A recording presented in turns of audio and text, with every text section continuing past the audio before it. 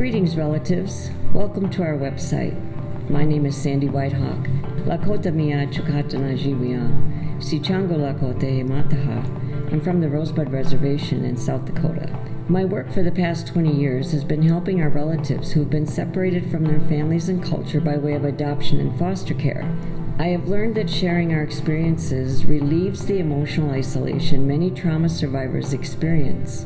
In our adoptee healing circles, we often had boarding school survivors. I could see how we all related to our respective traumas. They too experienced emotional isolation even though they were with their peers. There is no language after a violation. The brain goes into shock and walls up for protection. That wall may not be brought down for decades. When that wall is brought down, there is immense relief. Releasing tears cleanses the wound. It opens the wound to let in validation from the listener and nurturing words of comfort, exactly what they did not receive after violations. As you review the documents in this website, you may be jolted by a description of an event. You may begin to visualize your relative as a child and see in your mind and feel in your spirit what it could have been like for them. This is called vicarious trauma. Know that this is a normal experience. You are about to bring closure to your family's story by reading these documents. The details will clarify what parts of the story you already know. There will be a range of emotions as you read, anger and sadness.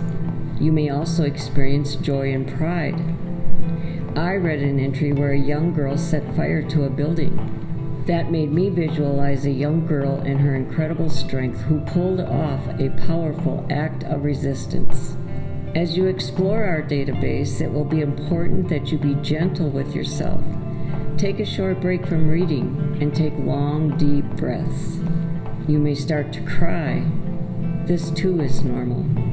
Tears are a cleansing agent when they are released, so it's important to release those tears and know that release brings healing. For survivors or descendants, reviewing documents from boarding schools can cause lingering, unpleasant feelings. If you feel you need to talk to someone, you can reach out to the listings included in self-care and trauma resource pages you will see at the bottom of this website. Thank you for visiting our archival database. We pray that you and your loved ones can find healing and closure.